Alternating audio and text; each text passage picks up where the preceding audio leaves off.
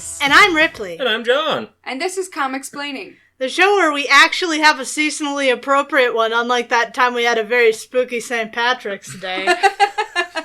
What? Isn't that how you celebrate St. Patrick's Day? I mean, there could be some horrors involved in St. Patrick's Day. Isn't there a whole series of movies about that? There is, in fact. Leprechaun. The Leprechaun in the Hood is the best one, obviously. That's what I've come to understand, but I've never watched any of them. I haven't either. Neither have I. We talk about things we know nothing about. And yet, I feel like we've lost nothing. Yeah, fair. Yeah. Fair. I don't know. I kind of feel like I might have missed something by not watching Leprechaun in the Hood. The rest of them, not really, but that one I feel like I'm missing out on something. I don't feel like I'm missing out on it, having watched it, even though I'm talking about it. Although, the only reason I know about it is through cultural osmosis, so I don't feel like there's anything I could get out of watching the movie that I haven't gotten from just hearing about it from other people. No, because little shit gets missed all the time. You That's could true. get pain. Pain. Don't forget the pain and suffering of I know there's experiencing a part in the movie where the leprechaun smokes a blunt. Ha ha ha ha. Genius. It's funny because green. Yeah.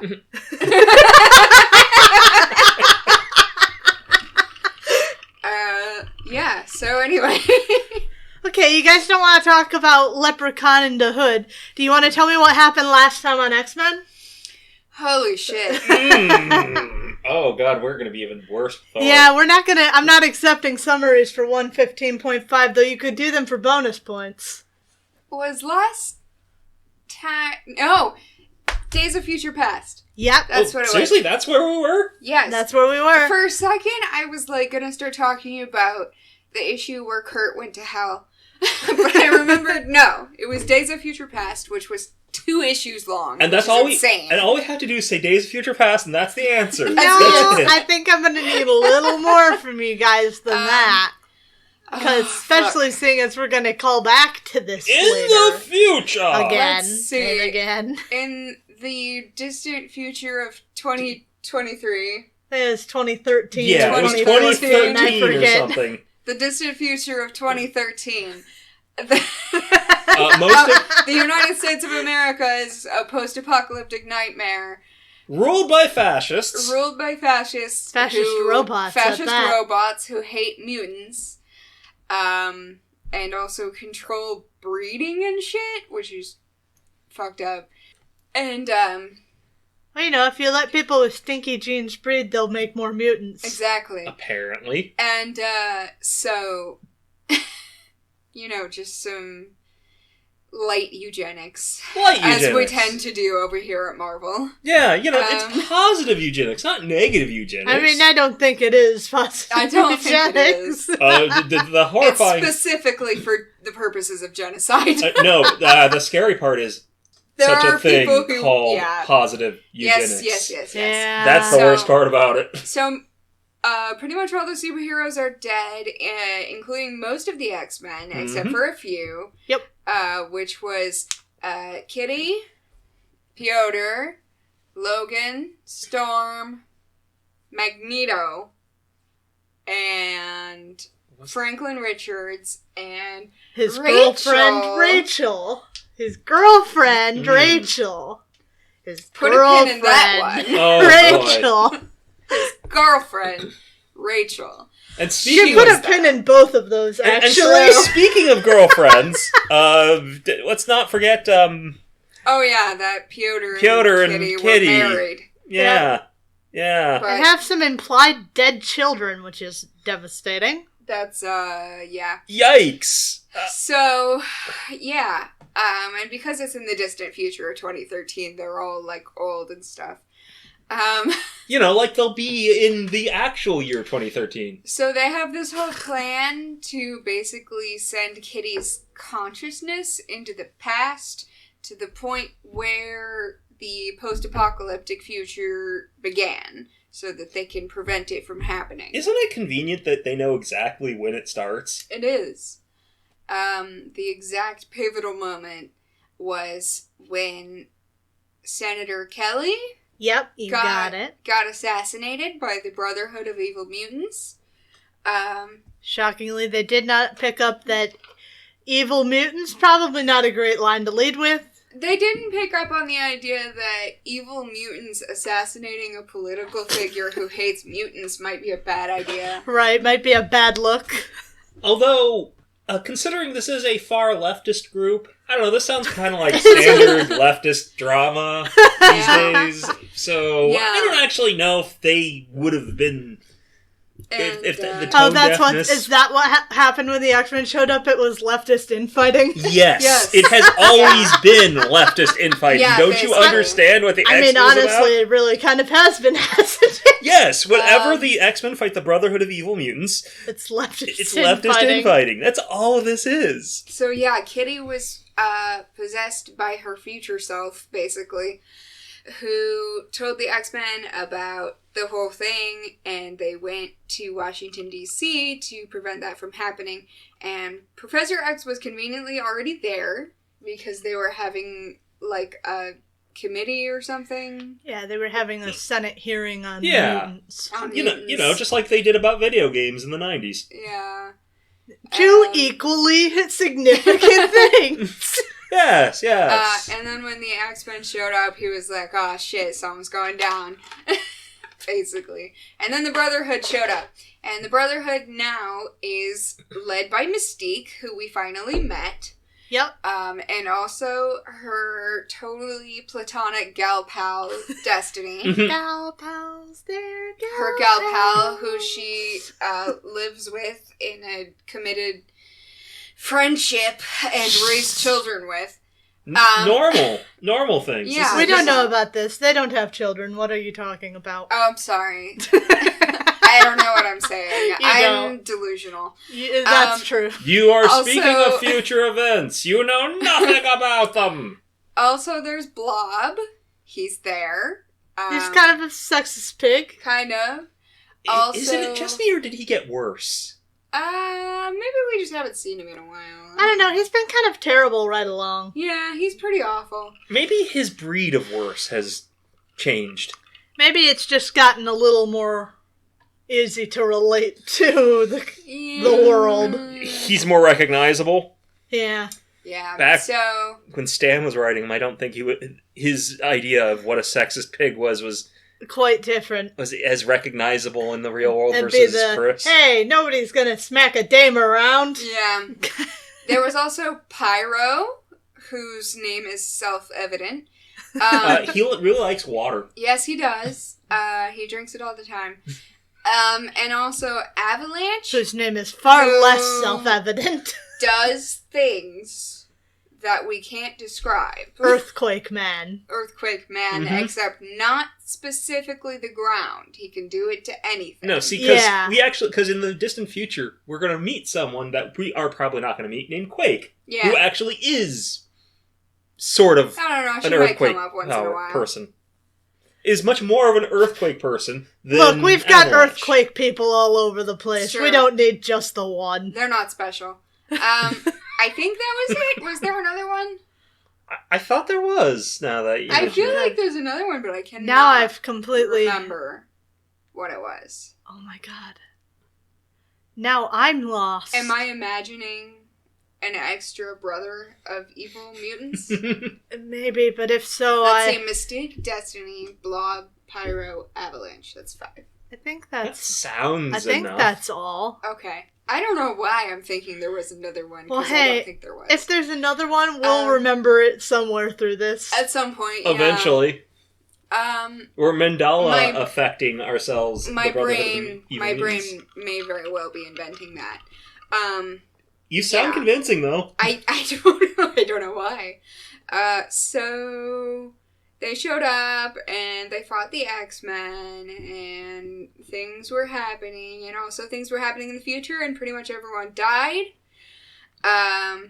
Except for Rachel. Except Rachel and Kitty, of course, because Kitty's the one who's in the past. Yep. Except her body is still in the future with Rachel. Because this is one of the many forms of time travel that... yeah, psychic time travel. Yeah. And they were fighting for a while, and then Kitty was able to stop Destiny from killing the senator, and and maybe it did something. Well, it didn't Hopefully. It didn't seem to do anything for the people in the future we witnessed. True.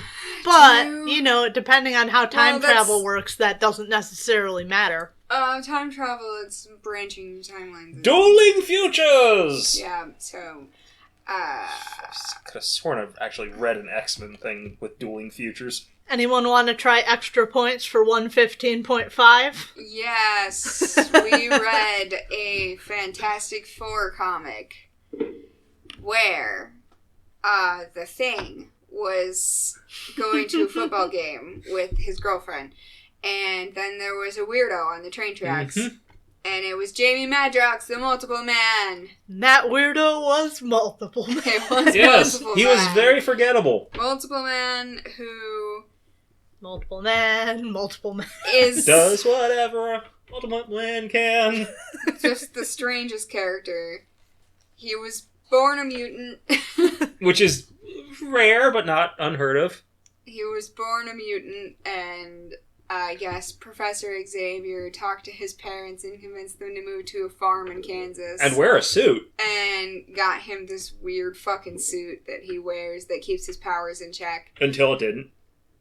Until there was, like, a problem with his TV after his parents died, by the way. Yeah. There was a problem with the TV, and he tried to fix it, and he got, like, a power surge. So I think, this is what I think happened, because we were trying to figure it out. We couldn't figure it out. I think what happened is, there was a power surge from the TV that, like, shorted out the electricals in his suit. Okay. See, what I was thinking is that his suit shorted out and that shorted out the TV, but either way, this works. I'm starting to wonder, why did his parents need to die? I don't understand how his parents died. No. They died in a tornado. And he didn't move away. And the house is fine. And there are small tornadoes. I don't understand. They were driving into town. They were driving into town and it just sucked up the truck. Some local god said, them. Fuck these people guys. in particular. Yes. Fuck these two humans specifically. Yeah. So after that happened, he dazedly walked from Kansas to New York City. As you do. As you do. And ended up on the train tracks, and he was like, "You are different like me." I found someone like me. And the Thing was like, "I'm trying to get to a football game, fuck off." So they fought, and the Thing lost. He got knocked out for 6 hours. 6 hours. You know, he has a concussion. Yeah, I'm guessing more than a concussion. Coma-cussion. Yeah, man forgot how to brush his teeth. Does he have teeth? He used has to polish his rocks. He used to remember how to brush his teeth. Now he doesn't. It may be a long time before he realizes he forgot that. It takes like a miniature floor sander. So yeah, so he got back to the Fantastic Four. Well, he was unconscious. He didn't do that. Other people did that. And it turns out... With a truck, probably. Probably, yeah, excuse me. Or a crane. Tow truck just dragging him out back. There we go. We hook up a harness to the tow truck and just kind of reel him in. Transport him by a flatbed over the Baxter building. So it turned out Jamie was heading towards the Baxter building and causing power outages. So he broke the television. And also Medusa was there. Yeah, because she runs with the Fantastic Four now. And then Jamie was suddenly on the roof. I'm not really clear on how he got there. Or why he was going to the Baxter building. But he was there. Would love an answer to that, actually. Johnny melted a hole in the roof. And then nearly fell to death. Yep, nearly fell to his death. And... Okay, what if he created a tower of dupes?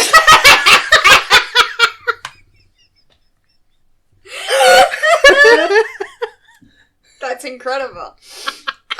Or just a really big cheerleader pyramid. Oh, God. So... Well, Ben beat him up a lot. Yeah, he did.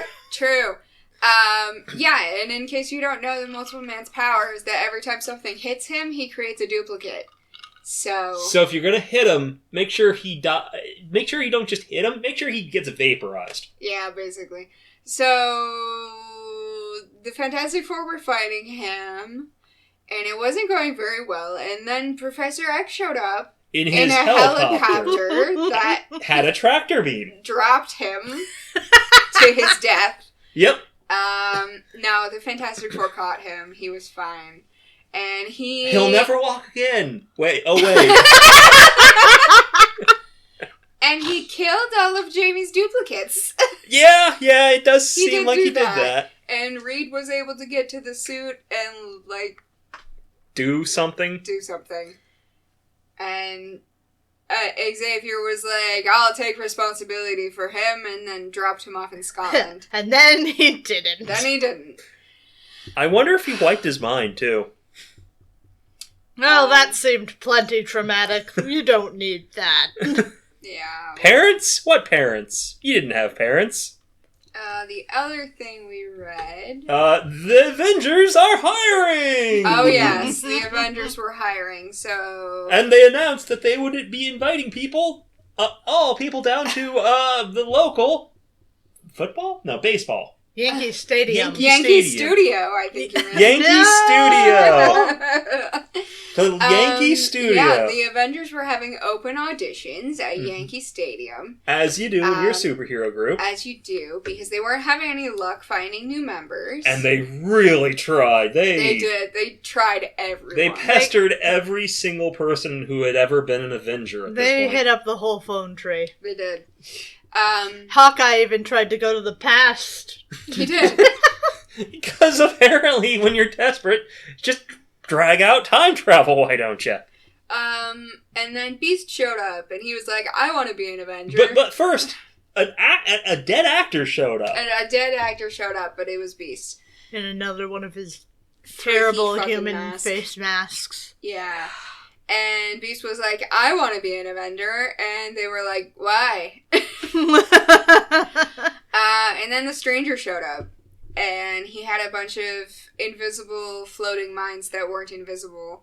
Why? Because! And he was like, to get to the other side of the field to turn them off. And they all decided they were going to run or fly straight directly into the mines. And they dropped one by one until finally there was only Beast who could do it. And somehow Beast could do gymnastics in midair and dodge them.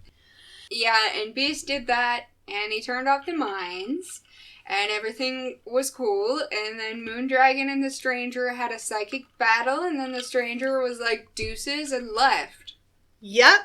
Alright, bonus points. Thanks. How many? 4. Thanks. Out of... I hope you're keeping track of that score at home. So what? 4 points out of... 10? No, it's bonus points. It's 4 extra points. What? What is our fine? What We're grade are we getting? We're going to start off nice and seasonally with Uncanny X-Men 143 from December of 1980.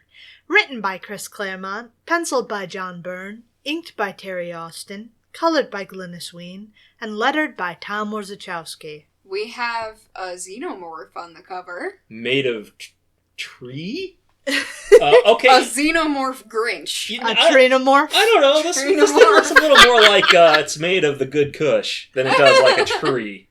So, in a sense, it is made of tree. Yeah. Smoke weed every really day. Went full circle on that. Yeah. So, pop quiz. You know the answer, but if I said the words Cairn and X-Men, what word association would you draw? What could you tell me? You know this, I'm sure. I know I don't have to tell you this. What? Cairn? Oh, the fucking, the thing. Yeah. There was a thing. There was. I remember that. You do. Good job, man. I forgot my mouse. You fool. Cairn. Yeah, don't you remember? Don't you remember the Cairn, John? The cairn? No! Don't you remember the cairn? Scott was pouting about Proudstar's death, and he blasted open an ancient cairn on Xavier's property for reasons. There was a thing on the property and it didn't matter. Right, Yes. that's why I completely forgot. Oh, shit. Well, this is surely you all remember that cairn. No, Storm's titties. Storm's titties. What? No. And her ribcage and probably heart.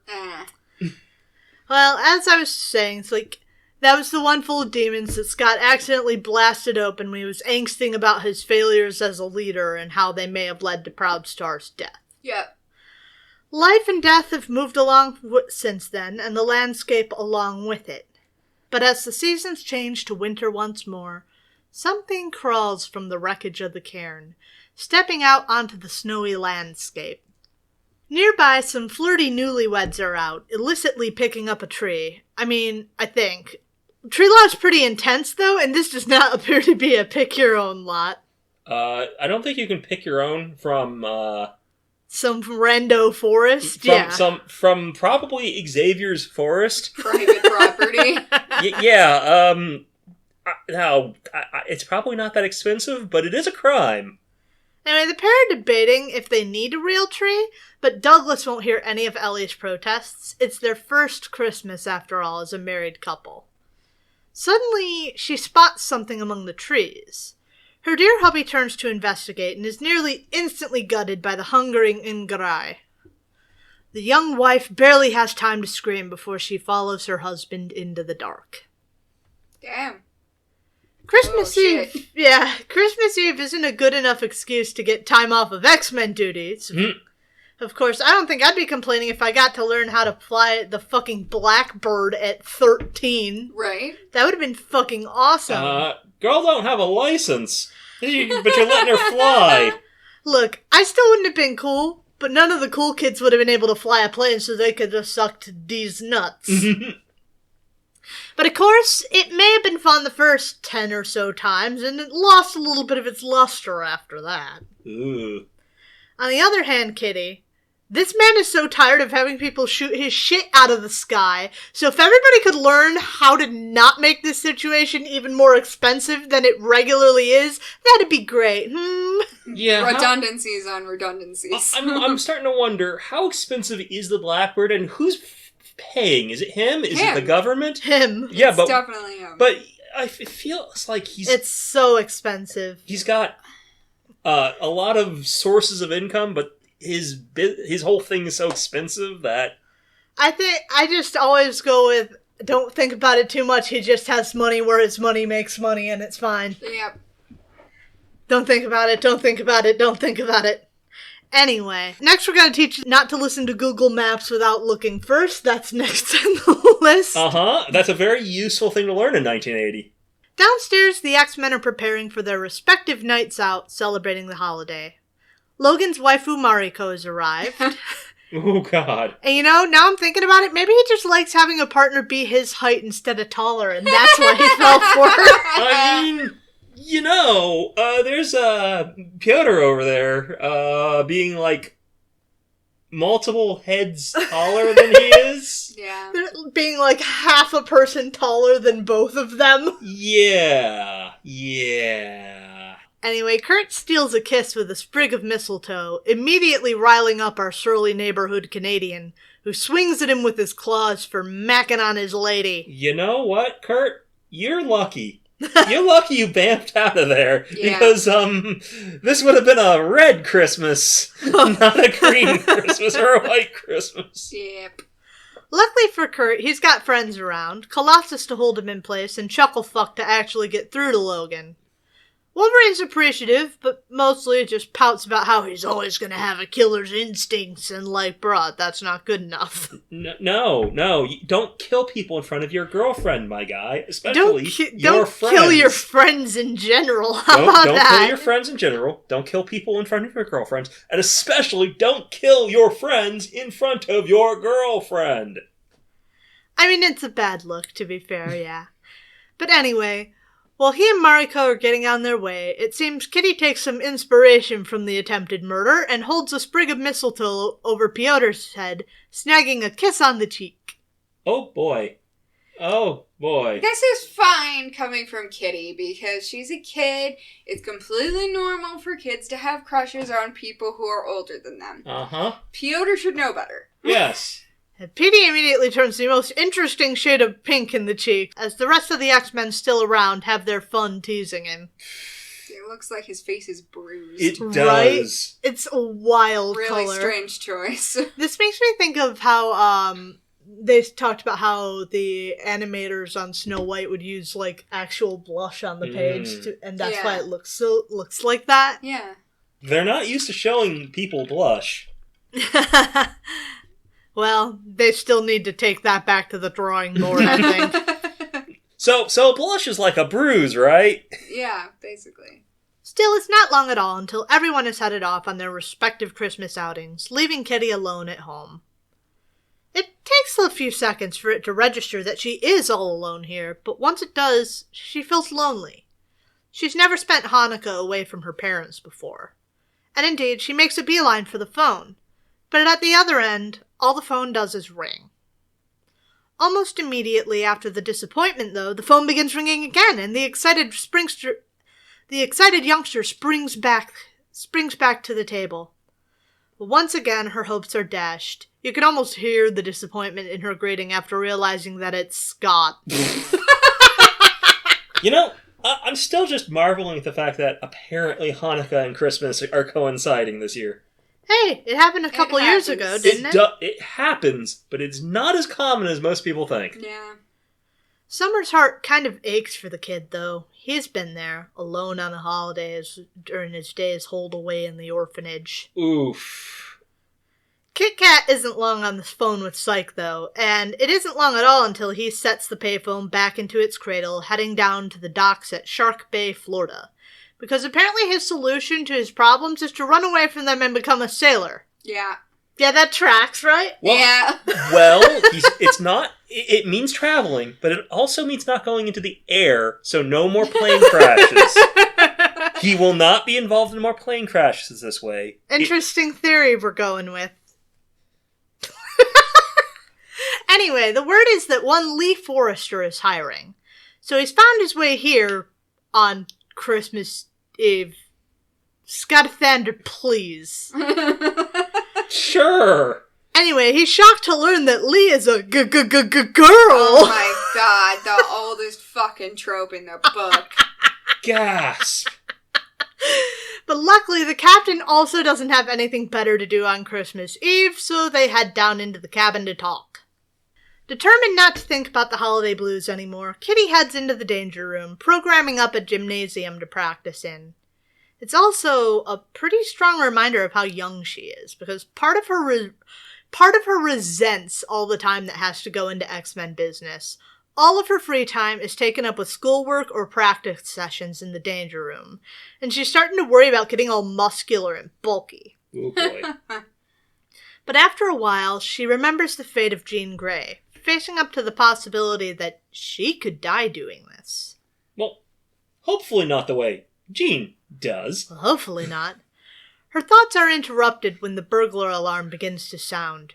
She's supposed to call the cops if something like this happens, but after an embarrassing incident with a tree branch a few months earlier, well, she doesn't want to do that unless she's sure. Which kind of defeats the point of calling the cops, but okay. Fortunately, I don't think the cops are going to be able to help with this one. Yeah, I don't think that... I was just thinking, like, it's actually probably good that she didn't call the cops here. It's a little above their pay grade. Yeah, they would... Maybe you should get Dr. Strange. Maybe? Actually, yes. What if you called the flamethrower cops? To burn down the building? Decent point. I'm sure you could find some in the police who would be perfectly happy to burn this particular building to the ground. They are the police, after all. Indeed. Fuck. Alright, well, once she arrives, at first it seems just like that earlier incident, with one of Aurora's skylights busted in. With snow gusting inside of the room, all of her beautiful tropical plants have died from the shock. But after a step inside, Kitty learns that it's not all as it seems. Her boots settle into a slimy goop that covers the floor. A moment later, she discovers the slavering jaws of a hulking monster who probably needs to speak with his doctor. Ugh. I'm sure we can help with that excessive salivation, buddy. You don't have to turn to this. I was just looking at the back knee. Yeah. I don't know. He looks like someone misunderstood his skeletal structure and put skin on it. Without understanding muscles are supposed to go there somewhere. Yeah, it kind of does just look like a skeleton, right? Mm-hmm. Unfortunately, this isn't some burglar with a medical problem, and the creature lunges at Kitty. But the one good thing about her power is that Sprite can get out of its reach. She phases through the floor, but the alien is in hot pursuit, tearing through the floorboards and plaster as if they were tissue paper. The one problem of Xavier's house, it is destructible. Very destructible. And so the chase goes. Kitty phases through a wall. The monster Kool-Aid Man's through it behind her, leaving a trail of destruction in its wake. If the chase buys her any time, it's just enough for her to phase through the stairs, hiding in the storage room beneath them. After a long time, the monster seemed to have moved on, and so Kitty chances opening the door, reaching for the telephone on the table outside to call for help. She pulls it inside, but before she even has a chance to call, the beast comes smashing through the door, grazing her before she has the chance to phase. New plan. Run to the danger room. She does just that, and then phases up into the control room, programming up some fun traps for our creepy little friend to stumble into. Oh, hey, if this could almost kill Wolverine, then it could probably kill a terrible, scary monster. However, after a while of this, it's hard not to notice that the trap remains unsprung. That's when the rotten little demon comes crashing through the control room door. And this time, when they get to the danger room, Sprite's got herself in trouble, too. Oh, boy. Because while her attacker does indeed trip the danger room's traps, Kitty is stuck here, too.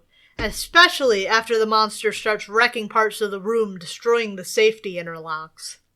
It all seems to be going pretty well. She's leading the monster through the worst areas of the danger room's attacks while totally impervious on her end. That is, until she hits the wall.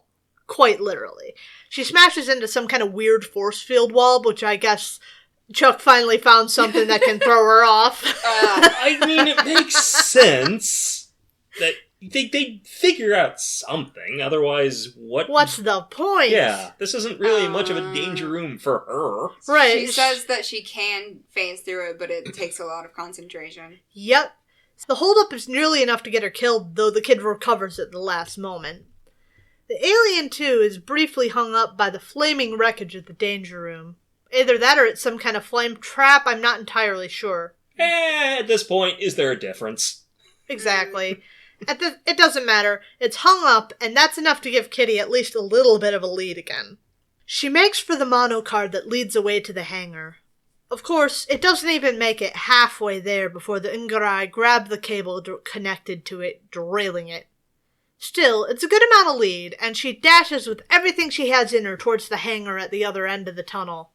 Kitty has a plan. Kitty just learned how to fly the Blackbird. Okay, Kitty, time to leave. Let the place get destroyed. All the fighting has made it abundantly clear why the X-Men train so hard. Now it's time to find out why we schoolwork so hard. Kitty reaches the Blackbird, and she starts running through the startup procedures. The monster didn't like fire before, huh? Okay. Oh, boy. Yeah, I kind of figured. Yeah. She runs through the procedure, watching in the rearview camera as the demon draws closer and closer and closer. What I'm saying is Chris Claremont really liked the movie Alien, okay? Yeah, well, I mean, that's obvious. Was that not obvious? It was pretty obvious. It was pretty obvious. It finally gets there, and Kitty flares up the engines, flash frying the thing. Sure enough, this unleashes total chaos. Oh, no! The Blackbird breaks off of its landing gear and crashes into the flaming hangar. Kitty then phases her way out of the wreckage, searching for the sprinkler valve, when suddenly a hand lunges out for the flames and Kitty just screams. Oh, my. That's fair. Sometime later, the Rolls rolls up along the curb, and Charles rolls to the door, uneasy at the miasma of evil clinging to the house. They had a disturbing trip, hung up on police blockades searching for the culprit of a murder spree earlier that night. And even after that news, they couldn't even get back quickly. The roads were icy and traffic was snarled. But there don't seem to be any lights on inside. And the X-Men's hearts are caught in their throats as Piotr opens the door. It's with great relief that they hear the sound of TV from the other room, and the relief is mutual. Kitty flings her arms around Piotr's neck, clinging tight, even more joyful when she realizes that the X-Men left tonight to go to the airport to pick up her parents. Aww. A pleasant Hanukkah surprise for all involved. A far more pleasant surprise than the one Aurora gets when she attempts to go to her room. And a sheepish Kitty has to explain that the entire house is a wreck. Still, at the end of the night, where it took the entire team of X-Men to fight the Ungarai before, Kitty stood against one and she lived. She passed the test. So can she survive? Yes, she can! Next, the return of Cyclops! How'd y'all like that? 4. It was enjoyable. Even if it was blatantly ripping off Alien. It was blatantly ripping off Alien. That's probably part of why it was so enjoyable, because Alien is good. Mm-hmm. Alien is good. Yeah, I guess Chris did a good homage to Alien. 4. Alien is still my favorite fucking horror movie ever. Yeah, I'm at 4. You named yourself after the main character. So. I did, that's true. Incredible. What do you think Samaro thought? 3. 2. 1. 0. Blast off. 3.95. They're pretty much with us. Okay. Yeah, actually, the last time you watched Alien was the first time I ever saw it. Really? Yes. Isn't it good? It was pretty good. It's a pretty good movie. It's been a while since I've seen it, but it's a pretty good movie. I like the cat. Jones! Fucking Jonesy! A good kitty. You know what that actually made me think of is, like, if we woke up in the middle of the night and the house was on fire, how would we rankle Frankie? I don't know. I don't know. Leave the door open. Mm-hmm. Hope she figures it out. I don't know, man. I don't know what I'd do if my place caught on fire. Well, anyway, this is the last issue of John Byrne. Okay. Really? Yep. Bye, John. Bye! Because next up is Uncanny X-Men 144 Whoa. from January of 1981. Oh, that's completely different. Right? Isn't it? Cover. Yeah, I don't understand why it's like that. I was thrown off earlier myself. That is the fucking most whitest way of spelling despair I've ever seen. I would expect to see that on, like, a 14-year-old's fan fiction. Well, that or like they're RP Gaia Sona. That or like a goth family who wanted to give their kid like a very unique name and went through like 50 different iterations. Anyway, yeah, despair, terrible. Very bad. Also, this cover is so lumpy. What is going on? I don't even... Like, it's so lumpy. My eyes can never find anywhere comfortable to settle because it's so fucking lumpy. Yeah. Even Scott looks kind of lumpy. Scott is very lumpy. Scott is very lumpy. Anyway, this is Uncanny X-Men 144 from January of 1981. Written by Chris Claremont. Penciled by Brent Anderson. It's also our last issue with Terry Austin was the last one. Oh. Ooh. So we are inked now by Joe Rubinstein, colored by Glynis Wein, and lettered by Tom Orzechowski. Okay, are we going to be missing the heck out of those old artists? I actually think Brent Anderson did a pretty good job this week. Okay. This week. I don't know. I don't know going forward. I'm reading at the same pace as you guys. Okay. I just assumed you might know. No, I'm just saying I really actually enjoyed looking at his art this week. Okay. He's a new name for us, so what do we know about him? He's another one of these guys who grew up fans of comics and went down to join the industry. As of late, he's had some work in a benefit comic for Ukraine. He has a section on his website labeled Stolen Artwork without any explanation why. Is this stuff copied from his work? Is this artwork that he's stolen for some reason is putting out there? Entirely unclear. Could do with some captions, Brent. Brent, tell us what you did. A brief warning for suicide on this issue. If you can't handle that today, this issue's not going to be the one for you. I'm sorry. You're going to have to jump to the next segment, probably. Again, I'm sorry. Jock Forrester sits at a crossroads. The road ahead is short and sad, no matter what. Cancer. Inoperable. Untreatable. That's not how I expected his name to be spelled. Yeah, right? Speaking of the white people naming. Not Jacques, as in the French name. No, Jock, like, he's a jock. Right, like jocks and nerds. Yeah, yeah. He's a dead man walking, alive just enough to decide how he goes. And so he's come here to the swamp to decide. Ride out these last few months in pain or just end it here. He doesn't know that he's being observed by the Man-Thing. Is that a gun sticking out from behind his leg? Or is he just happy to see you? That's his foot. No, I think that's the barrel of a gun. Oh, shit, yeah, it is. It's gray, and if he's happy to see me, that's a weird place to be happy. From the kneecap. Yeah, that's your shin. A normal place to show how happy you are to see someone. Look, they don't make pants with 3 legs. God. The empathic Man-Thing doesn't really vibe with negative emotions and is ready to destroy its source, that being Jock. Which, in my mind, again, I'm desperately trying to see him as the Braylon of the 80s, but I'm struggling. Yeah, it's like BREIGHLEIGHN. Good God. But before Man-Thing can act, an inky, smoky tendril reaches out of the brush, snaking towards Jock.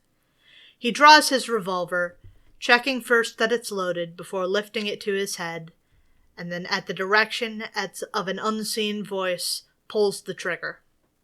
Do it, human. It's a vampire! Yes, do it!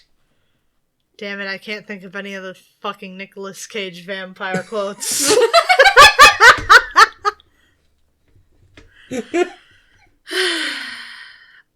As Jock dies, the oily smoke clinging to his body only thickens before resolving into despair, embodiment of ultimate evil number 465. Hey, this is the guy that Thor and Hercules fought that one time. Oh! Right? No, it's not. No, that's number 455. I'm sorry. They're very similar. Similar in theme. And if there's one thing the Man-Thing hates, it's evil. So Man-Thing immediately charges. Man-Thing has fucking cakes. So is he furry, or... No, he's planty. He's planty, yeah. I don't know, he's got an ass. What, are you saying a plant can't have an ass? I'm also wondering... I've seen some trees. I'm just wondering, is this demon also getting a full view of, his Man-Thing? No, he doesn't have that. They don't make pants with a third leg.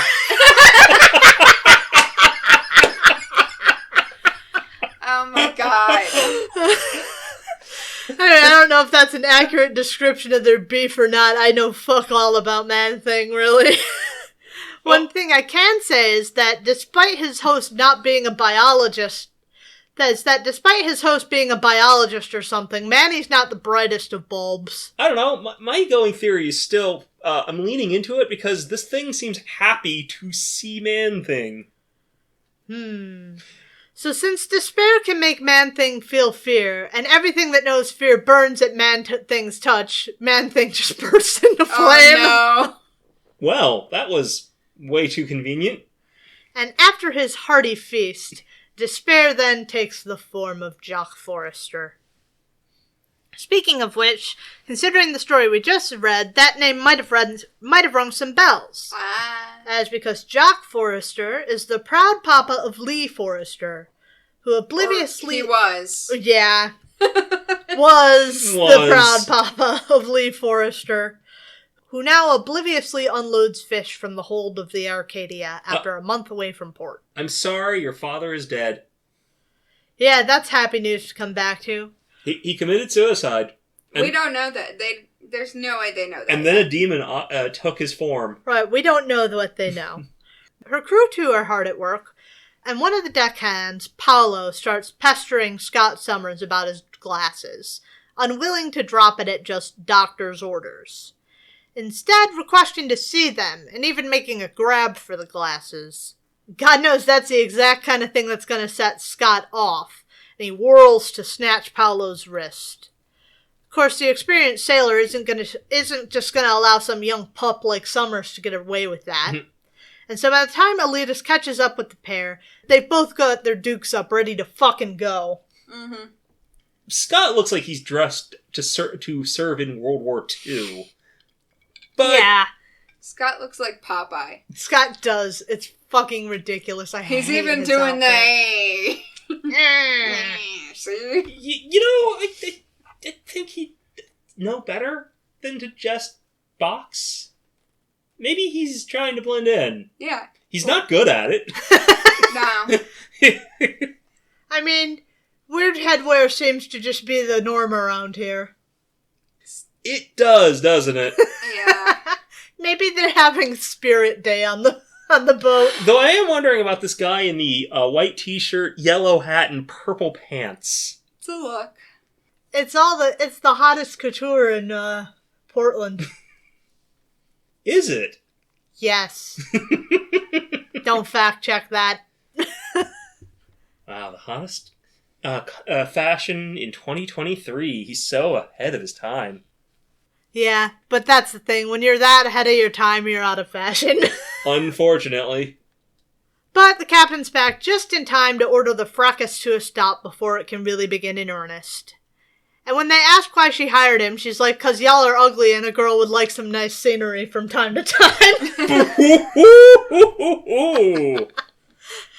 After work is done for the day, Lee orders Scott to duck into town with the rest of the men to unwind for a little while at least. Which is probably for the best, all things considered. It's as much a time to unwind as it is to catch up with all the business they've missed while they've been away from shore. Lee has some missed phone calls to return to her father. And Scott's mail is there waiting for him, including some updates on all that chaos from Christmas Eve. Oh, yeah. Back at the mansion, the X-Men are still working on the mess left in the wake of Hurricane Kitty. A month later. Why do I feel like that's going to be a recurring hurricane? A recurricane. Because she's a teenager and that's what they do. Even with their powers, it's proven to be a pretty substantial task for the X-Men to manage. Not to mention the cost. Even if you're, I have so much money, my money makes money rich, this is a heavy bill to foot. Luckily for Charles, he can get some walking around money from Warren until his money can make some more money. Okay, so now he owes Warren. Fun. I don't think Warren would ever collect on it, frankly. No. No, you're right. And if he ever dared to, well, no, no. Come on. What money? I don't owe you any money. I've never owed you money. Do you think he would mind wipe in cases of money? No. No. It's too traceable. Like, just because he's mind wiped doesn't mean he's erased the bank statements. But then there's the general mood downstairs, which also isn't great. There's a lot of grumbling, a lot of teasing at Kitty's expense, and she's feeling pretty hurt by all of it. Finally, they tease one time too many, and the devastated teenager just drops the plate of sandwiches she'd made up for them as she runs sobbing through the wall. Logan did say, "Oh my gosh." That was... Oh my gosh. Oh my gosh. It's her, the tiny teen terror. Sniffling out in the cold as Kitty walks towards the lakeshore, she picks up the scent of brimstone, noticing Nightcrawler standing off to the side with her winter coat. He and Logan are both sorry for their teasing. Is Logan sorry? Doesn't matter. Kurt says he is. Kurt says he is. That's true. Kitty takes it in stride and continues on her walk alone, still hurting inside. Back in Florida, though, Scott actually has let his hair down a little bit, so to speak, not like he's ever had hair an accountant wouldn't approve of. But some of the other guys from the boat invite him over for a game of pool. And woo, buddy, does he light up at that. Uh-oh. Planning. Mathematics. Angles. He racks himself up some practice shots while the others watch the game. But after the Buccaneers bring it up to a tie, drawing everyone's attention, he decides to get a little silly with it and uses his optic blast to knock all of the balls into the hole with one shot, pulling it off with simple ease. Scott, that's cheating. Well, it's a practice shot. This wasn't actually the game. It's still cheating. You're not supposed to practice with eye punches. So what? It's not cheating. There's no stakes. But you're not supposed to touch the ball with your hands, even your eye hands. That's not, no. It's not. It's not like part hitting. of his hands. Well, if it's eye punches, then they must be eye hands. But they're not his hands. It comes from the punch dimension. We've covered this. We know this. We know all about the punch dimension. You see, you had me going there too. I was waiting to see where this was going. I was like, whose hands are they? You guys both just stopped dead. As if I was gonna drop a fucking knowledge bomb on you. Oh, God. I completely forgot about the punch dimension. With a big grin, my boy is ready to go. Unfortunately, Lee has to ruin his fun because this time, something's going on with her dad and she would really like some company. And apparently she'd like an attractive man along for the ride. She just likes him, man. Fair enough. Hey, she's not complicated. He's reliable. And she's not complicated. Good for her. Good for Not him. yet. Not yet, she's not. That's true. That's... Her dad just died and got replaced by a demon. See, I was going to say, her life isn't complicated yet, but now she met Scott Summers. That's true. I see. So in meeting Scott Summers, that's why the demon went after her father. It's all making sense now. That's why her dad met Man-Thing and some demon. That's right. That's true. Yes, 100%. Absolutely. He's factual, cursed. actual, factual. And that is how the pair end up on an airboat together, thinking about the possibility of a relationship. Aletus very much wants that, and while Scott feels that attraction, he's just not ready for that so soon after Jean's death. She can be the rebound. He's just not into doing that. He's not ready. He's not that kind of guy. I know, but he needs to move on eventually. It hasn't been all that long, though. It has not. I guess it's probably been longer for us. I think it said it's been 6 weeks. How many weeks ago was that issue for us? Many. Many. Many. The trip doesn't last much beyond that, though, as they've quickly arrived in Citrusville, entering into Lee's dad's darkened home. When the lights come up, Lee is delighted to see her dad. Less so when after hugging the man he says Dad killed himself that morning. And then Dad is no more, replaced by Despair, who then backhands Lee over the stair banister. Luckily for her, she's in the presence of a superhero. Scott dives for her and manages to break her fall. He loses his silly hat. He does lose his silly hat. Oh no! The silly hat! It's a shame that the fucking airboat didn't steal the silly hat. Before they can get themselves out of there, though, they have to get through Despair, and he's not going to make that easy for them. Instead, the small interior of the Citrusville home suddenly seems to stretch out into a castle with a dark, towering spire, the domain of Despair, which I really need to stress, again, is spelled D''Spayre. I can't believe that this man was doing weird emo shit Why is decades before. Why is he doing this? Specifically to spite me, you know how many times I had to type despair? Anyway, so there's a reason I'm saying it like this. I have no choice. It's taken out of my hands. And despair seeks all of their pain, suddenly flashing the world brilliantly bright around them. Suddenly, Scott is a boy of 10 years old. This point of canon is not stable. The ages here all wobble around. Mm-hmm. Well, that's comics. Yep. He's traveling by plane with his parents when an emergency occurs. The de Havilland Mosquito's wooden airframe is set ablaze, and there's nothing the Summers parents can do to save the aircraft. The first plane crash. And so Catherine Ann Summers prepares her boys, strapping Scott into a parachute and pressing his little brother tight into his arms. They'll be right behind them, of course, she tells the boys. But, again, of course she'll say that. They're children. She shoves her boys out of the hatch, and Scott holds tight to his brother with both arms and legs as he pulls the ripcord. Apart from the whole parents blowing up above them thing, everything is going so well. At least until the flaming debris of the mosquito catches onto their parachute, and the boys begin to fall. Whoops. He awakens to find a whole new nightmare, or an old nightmare, or a mix of the two. Around him, nearly all of his friends lie dead in Larry Trask's house of fun.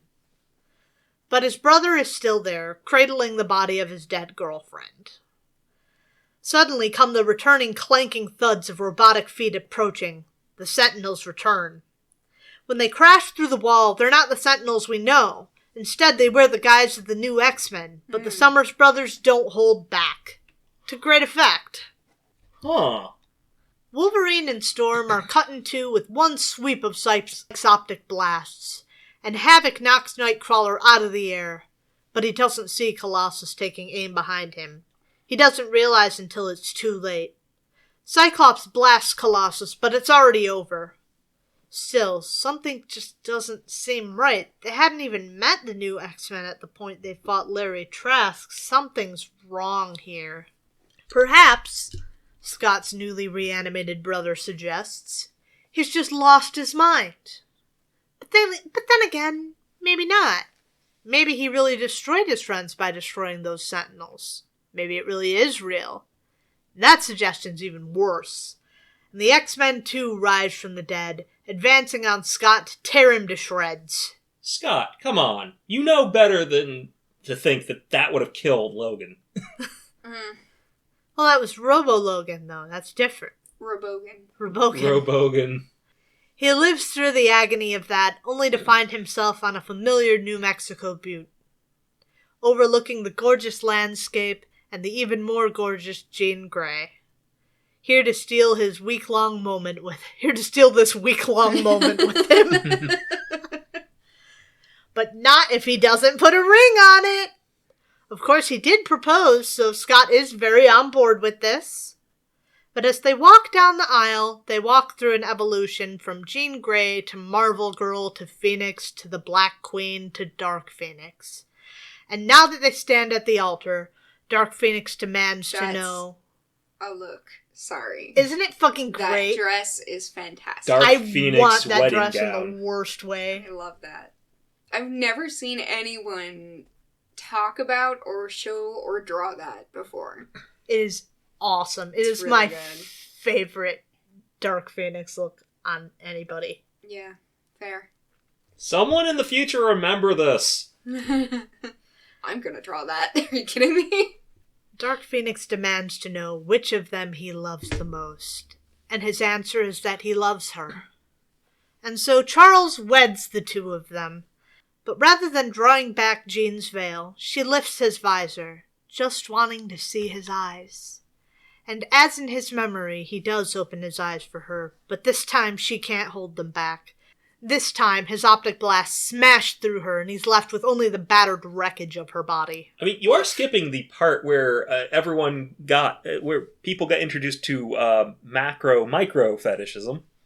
I did skip that, yes. I mean, it's Chris. Are we surprised? No! Am I supposed to dive into detail on every fetish the motherfucker has? We'd be here all day, man. He just casually drops that for 2 panels. Right, okay, but is this Chris's macro-micro fetishism? Or Brent's macro-micro fetishism? That is a good question. Great question. We don't know Brent that well. Porque no los dos. Perhaps they have bonded. Perhaps the Marvel method has gone too far. Indeed. And then again, the scene is gone, replaced by the inside of Despair's tower. The demon has finished having his fun with Scott and is ready to move on to his lady friend. And so he fills Cyclops' mind with so much terror that he just leaps out the window, desperate for relief. And he looks like Peter Griffin. Bumped in on the ground.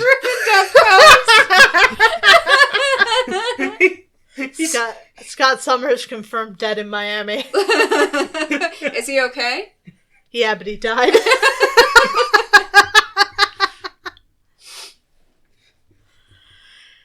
The fall does not actually kill Scott. Instead, he clings to life, barely conscious on the edge of the swamp. In reality, in reality, it's like 1 floor he fell, right? That's probably true, actually. Yeah. He only fell a floor, if that. Jumped out? Worse. He jumped out of a ground floor window? I think a 2nd floor window. That is possible. So, it hurts and he's sitting here laying, barely conscious, but, that seems fair. Ow! Finally, though, he collects himself enough to get up as he hears some bubbling behind him. At first, Scott's reaction is fear, and he nearly blasts the Man-Thing, but after a moment to force himself to calm down, he realizes that Manny doesn't actually give a shit about him and is heading for Despair's tower. Man-Thing's got beef. Oh, Man-Thing's got... Man-Thing is catering the whole fucking party. Scott's on board. He's going back for Lee. But first, it's most important that he play dress up. Oh. He has to put on his superhero costume before he does anything. Of course.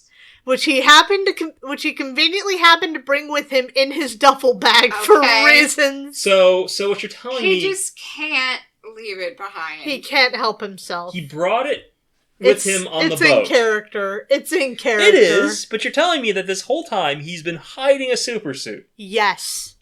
I am telling you the whole time. I just want to think about the fact that somehow no one figured out that he had a supersuit. What are they doing? Digging through his fucking duffel bag? Well, considering the grab hands that one sailor was doing, yes, I would expect that. I don't think that's equivalent at all.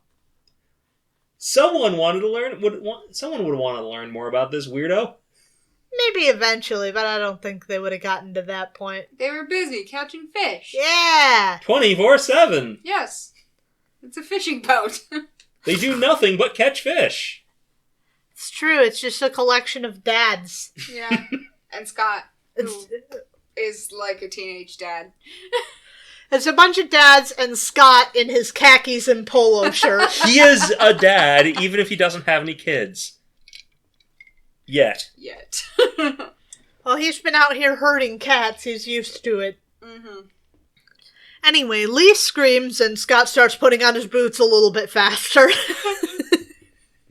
He then finally catches back up with the Man-Thing, right in time for Greenie to get set on fire again. Man-Thing? You didn't learn anything about... No. Well, that's what we've covered. He's not all that smart. No. Anyway, Scott's not particularly effective either. His physical attacks aren't going to do much for him here. He's going to have to use his head. In his nightmares, everything seemed designed to steal all of his hope. So this guy's feeding on that pain. So what he needs to do is focus on his most devastating moments. He focuses on that first moment that he saw the rise of the Dark Phoenix. That was the worst one? Yeah. Wow, I would have figured dead Jean. Nope, it was the despair of saying, oh shit. Because the rise of the dead Phoenix is the event that led to Jean's death. It's the moment where it's all out of control and there's nothing anyone can do about it. Yeah. so he focuses on that, and it's indeed so painful that even Man-Thing comes for him, too. Okay. But Despair beats him there first, which allows Scott to finally tackle the villain. And through this, he even develops a sense of power from it, because Despair can't hurt him if he doesn't let his fear rule him. Buoyed by Summer's courage, the empathic Man-Thing is able to rush the demon as well, setting him ablaze with his touch. But Summers doesn't stop to watch that. Instead, he only stops to gather up Lee to carry her outside of the now flaming house. And that's about it. Well, she wanted to know how her dad was. Well... Got an answer. Bad news. He's been dead for, like, a week. Sorry. And that's about it. Scott airboats Lee off to the doctors, who give her the all clear. Man-Thing is consumed by fire, but rises from the ashes. Always safe here in his swamp! Well, yeah, he's one of those unstoppable forces of nature. Despair, get out of me, swamp! And Despair clings to his shadow, always a part of fear. The end. How would you rate that? 4? That was a lot. It was. Yeah. I'm actually, 3.75. I see. Torn, huh? What's hurting? I do really badly with dream sequences. I don't find them super compelling. This one was really well executed compared to some of the other ones we've seen, but it's still not my favorite trope to break out, you know? Okay. I didn't really think of it as a dream sequence, to be perfectly honest. I really like Man-Thing. Man-Thing is one of those unstoppable forces in the Marvel universe. Yeah, but he's also just like a good boy. He is! He is! He's got golden retriever energy. He's a good dude. Just don't be scared around him and you'll be fine. I know fuck all about Man-Thing, but he does have golden retriever energy. He does. He's the goodest boy as long as you're not afraid. As long as you're not evil. Especially not evil. But being afraid around him is not a good thing for you either. What do you think Samuro thought? 3? 4. I changed my mind. I want to go with a 4, but they went with 3.25. Wow. Price is Right rules. You win. You're closer. Anyway, that's it for us this week with the X-Men. Before we move on, just want to remind you to like and subscribe. Let us know down below how many points you think the bonus points. I don't fucking know.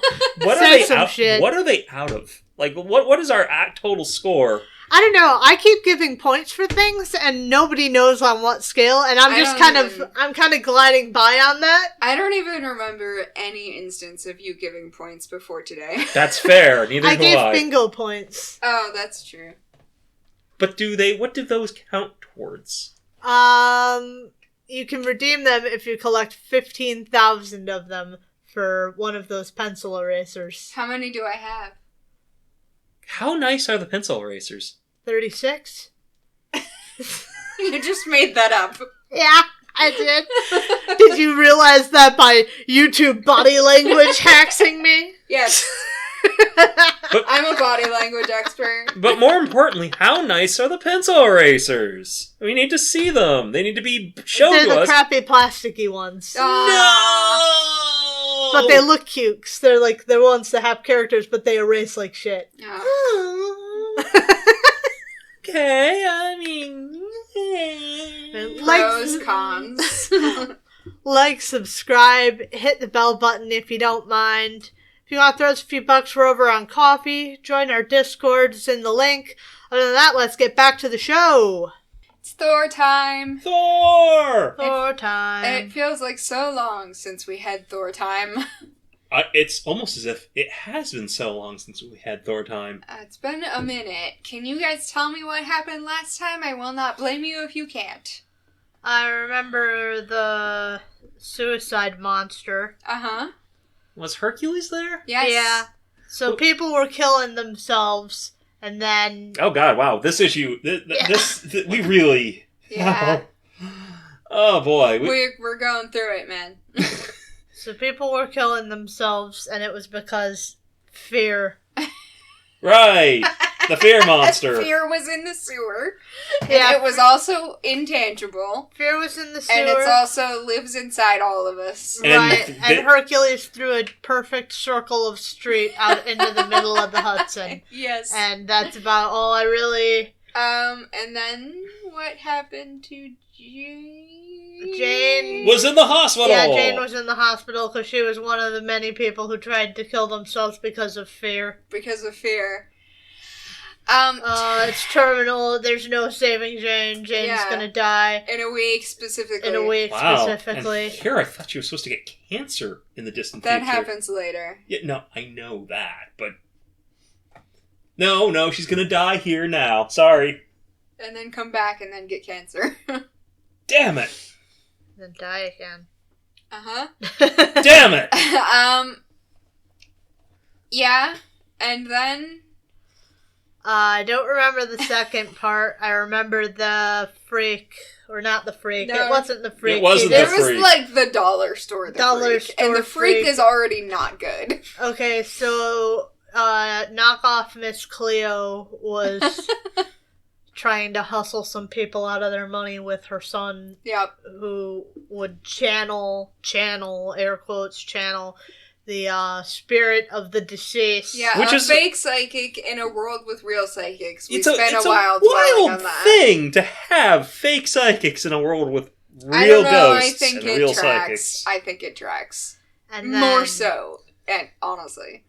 And then it turned into, I guess he was possessed by the spirit of fucking something.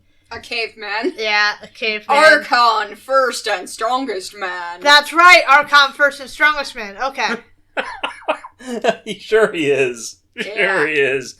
And I mean, maybe first. I don't know. So, we're going to have to wait until Marvel decides to look back 1,000,000 years ago to find out if Archon was indeed first. But I don't think we're going to care. No, Archon, the most... Then Archon... fucking iconic Thor villain ever, Archon. Archon fucking died. Yeah, Thor threw him off a building. And then went back to the hospital. People tend to die when they're thrown off buildings, even first and strongest men. If there was a second story, I don't remember it. People die when they are killed. If there was a second story, like my idea that there was a first and a third story, but there... You got it pretty much, except that Sif went to Asgard because she wants to find a way to save Jane. But when she got to Asgard, she found out that Odin is gone. Odin? And the Vizier was there? Yes, the Vizier was there. As he seems to usually be when Odin goes missing. And so was Hildegard, and she was like, he's not here. And that happened. Didn't Hildegard have her own Where's Odin moments? Yes, she did. And had the same basic problem? Yeah. That's all I thought. So, now the girls are just running into the Where's Odin problem. We're all playing Where's Odin. Uh-huh. And everyone's losing. Yeah, so that's pretty much what happened. And now we're going to move on to Thor number 232 from November of 1974. Written by Jerry Conway, who we actually found out today. His full name is Gerard Conway. Not Gerald. Yeah, I've been wrong. Sorry, folks. And I should know this, actually, but I didn't. You didn't. Penciled by John Buscema. Inks by Dick Giordano. Colored by Petra Scatezzi. Lettered by John Costanza. And the cover is by Ron Wilson. I can't help but notice that we're dealing with fucking Firelord again. We sure are. Nothing but a good time when Firelord is involved. Yeah. Nothing but a good time. Yay. So, as you may recall, the last time we saw Firelord, he had quit his job and been immediately replaced with a soulless machine that seems like a great fit for the position and will not have any repercussions whatsoever. Well, of course not, because who cares about Firelord? I guess since then, he's just been flying around Earth for some reason. Like, he can literally travel through space, but he just decided not to. Well, he's not that inventive. So he's flying around the mountains in the Pacific Northwest when he sees some shiny box just sitting on a cliff. It looks like it's made of glass or ice, maybe, but this never comes up whatsoever. Why not? That's the most interesting thing about it. It's an ice quadrangle. Oh, he found the second man. He found Captain America frozen in the mountains of the Pacific Northwest.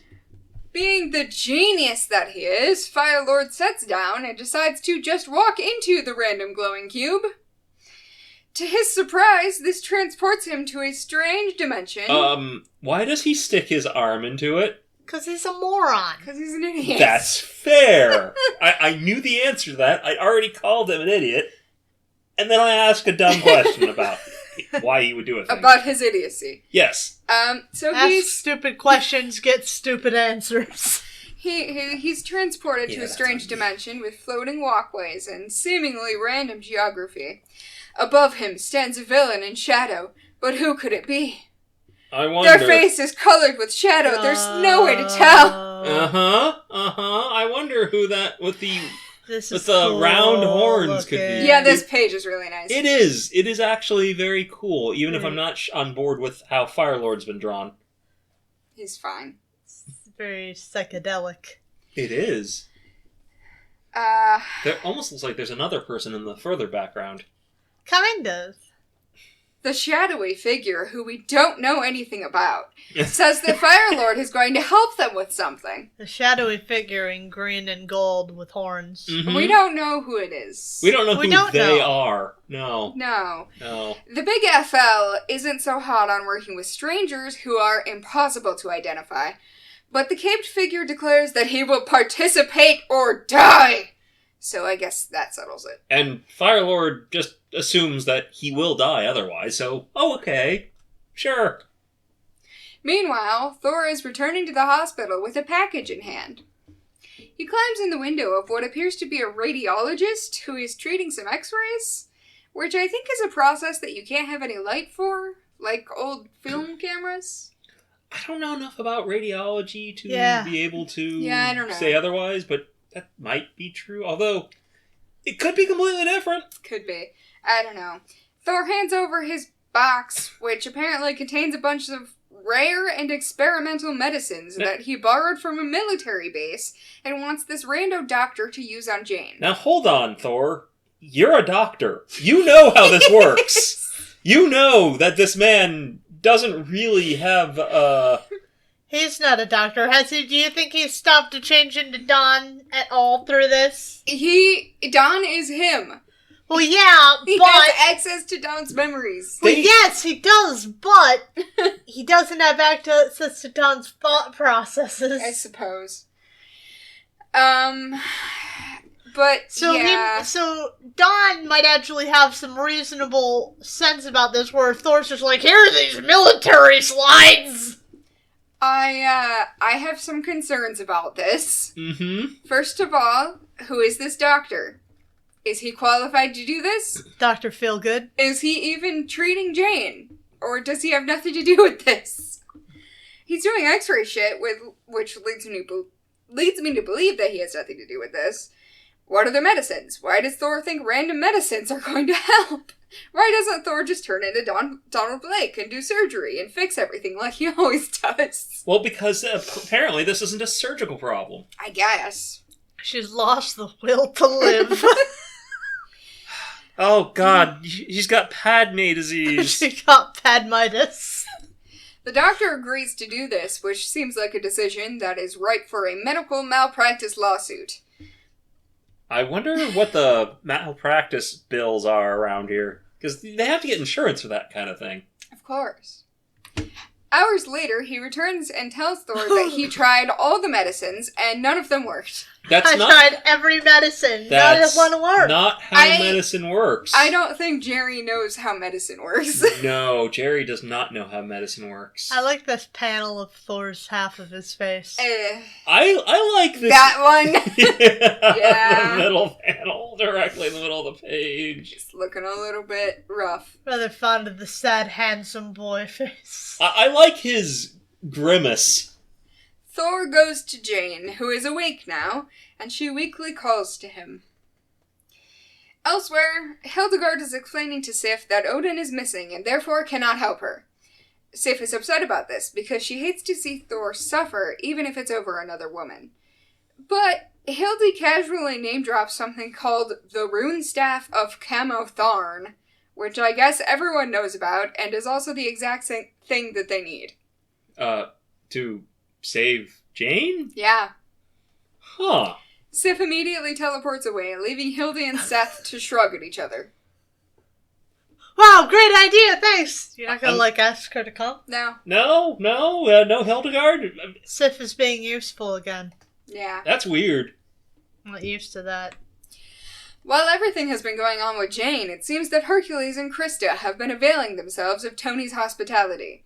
They're reclining in Avengers Mansion, being waited on by Jarvis. What I would like to know is why has Krista not gone back to Asgard, where her fucking family is desperately waiting to see her? She's good. She's good. It's fine. She's having a good old time being waited on by a butler. Yeah. She's too caught up by Herc's charms. True. True, very true. Sif appears in the room and asks Herc to help her out, which he immediately agrees to, though Krista asks him to be careful. Why don't we bring Krista? Okay, so she really was just too caught up by Herc's charms. Yes. Okay, why don't we bring Krista? Isn't she a competent warrior? No. No. Not at all. No. Not remotely. Okay, fair.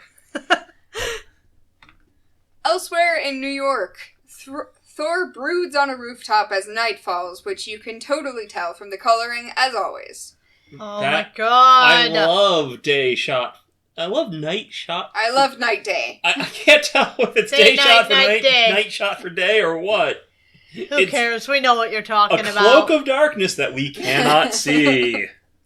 His moody introspection is cut short as he is attacked by a blast of flame.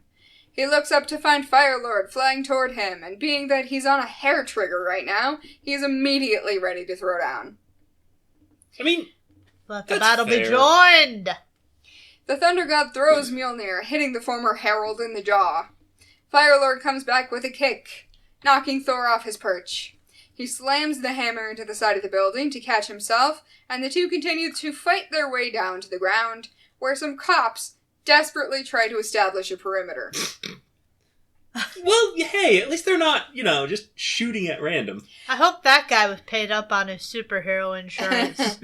You know the Marvel NYPD has to have some kind of special training and protocol for when a superhero fight breaks out of nowhere? Oh yeah, it's like, I've sat there and thought about, it's like, okay, well this is going to be really nerdy shit, but okay, but there would be different things with the emergency alert system. Yeah. They'd probably have different protocols and shit for how all that worked. Yeah.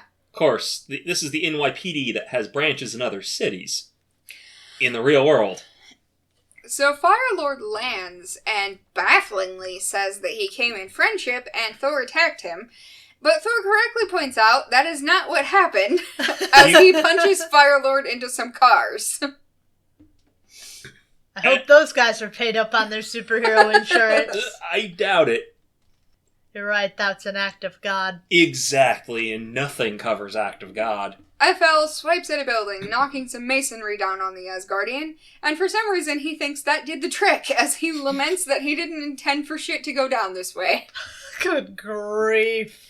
What the fuck did you think was going to happen when you shot fire at him? Did you think he was going to be cool with that? It was the anger in me, the fury. Oh, okay, so wait. You did do it. You did actually. This wasn't some other fire blast. It was him. It was him. And somehow thinks that.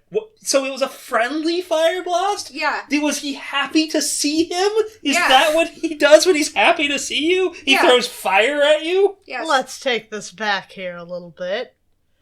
See how we started off here? Okay, good on that instant replay now. Shockingly, some rocks were not enough to stop the Odinson. What? Who bursts forth ready for round 2. I can't believe it. Thor didn't die. I know, right? Firelord finally uses his words to stop this nonsense. But as the two are coming to an accord, Detective Blomkin rolls up. No! I really wanted Detective Plumpkin not to be a recurring character. Oh, God. If we had a recurring character introduced, this would have been one of them. No! Detective Blumpkin rolls up to ask these two mooks why they're tearing up the street over here. I don't know. Ask Firelord. It's Ring, cool ring. that they're just willing to stop Ring, and ring. answer that. Ring, ring. Yeah? Iron Man's getting a phone call. Does he... You'll never guess who it is. It's no. Tom Fagan. Oh. I would not have guessed that. It's Why- Tom Fagan, who says that Loki disappeared. Why is he calling Tony about this? Because Tony was the one who set up Loki to be there. Oh, right. Fuck. Yes.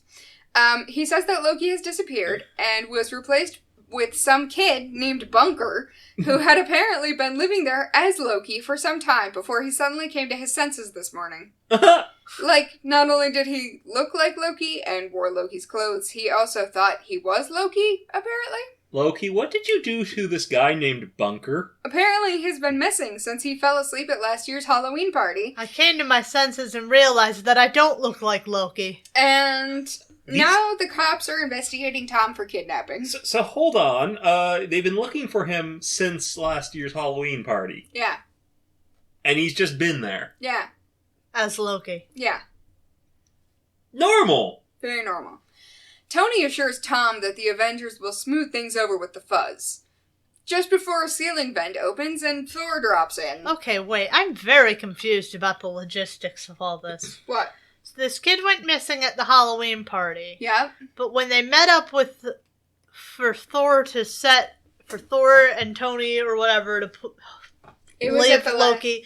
It was at a Halloween party that they Yes. did that? Okay. They keep on having run-ins with Tom Fagan at Halloween parties. That happens. I didn't realize that was at a Halloween party, that Yes. they didn't just take him there. No, it was a Halloween It party. always happens. That's the rules. You could only meet Tom Fagan at a Halloween party. That's Yes. how Tom Fagan works. We skipped this issue. This feels like the take on Tom Bombadil or some shit. We skipped that issue. It was a Halloween issue. The Avengers went to Rutland, and they decided to leave Loki there for reasons. Right, I know why Loki got left there, I recall that. But Yes. you might have skipped the fact that it was Halloween. I did not. I said that it was Halloween. I know that I said that it was Halloween. Okay, well, we didn't remember. I didn't absorb that. Well, that's not my fault. I'm not blaming you. So Thor drops in through a ceiling vent. I'm not gonna bother asking why. I'm assuming that's for Thor. Maybe. It's the Thor door. Thor. He's made too many holes in the walls and ceilings.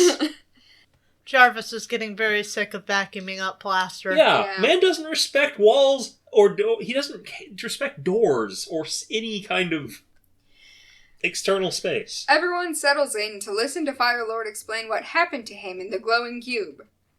He recounts the conversation that he had with the mysterious figure who, and you're not gonna believe this, was actually Loki the whole time. What? Who's Loki?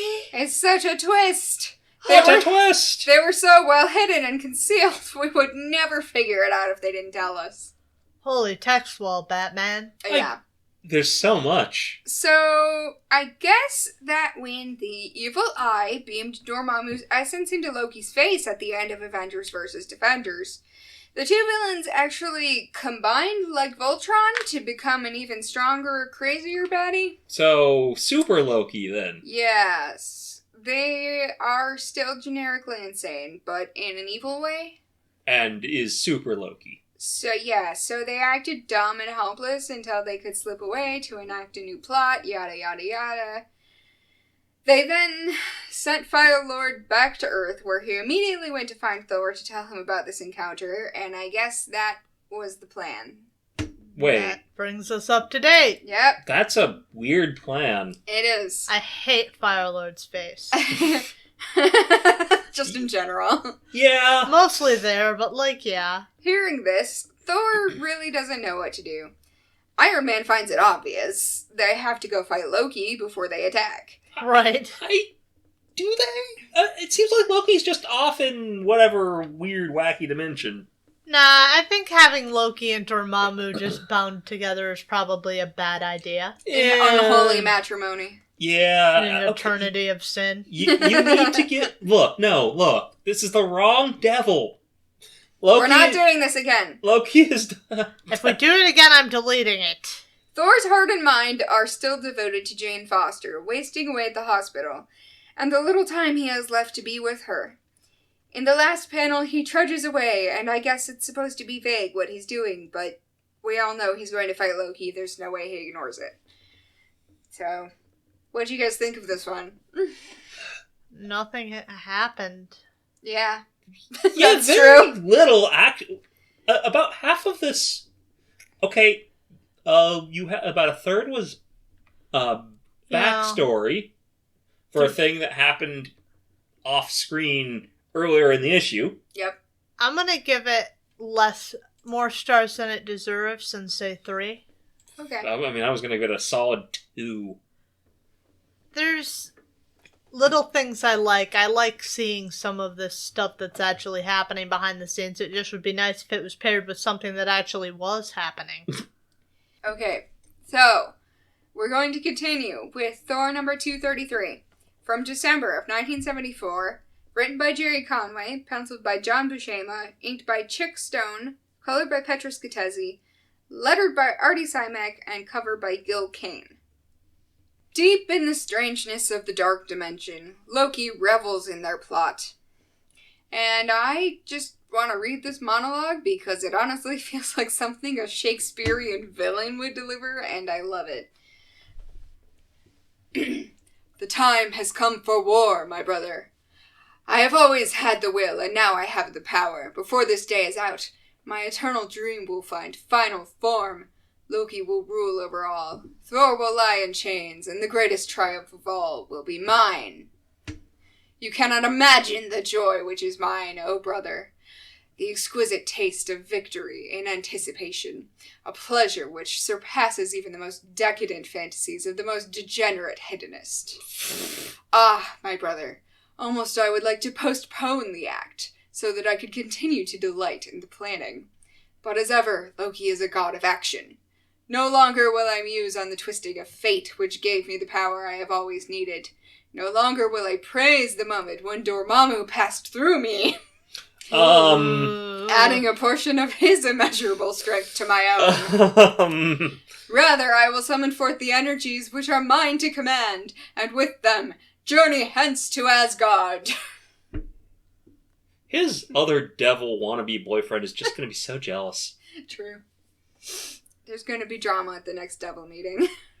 But I wanted him to be my forever in sin. But I wanted to be his forever in sin boyfriend. You don't get to have him. He was fine. So the second son returns to Asgard at long last, and his first order of business is to take out the Vizier. Wait, Seth's gonna die? As Odin's Not on my watch. As Odin's most trusted advisor, he would oppose their rule, and so he must be disposed of. Loki zaps him with a beam, and he vanishes in a puff of smoke. Ah, shit, beams. Oh no, beams. Do these beams kill? Seth Wait and see, motherfucker. Seth will return in Avengers Infinity War.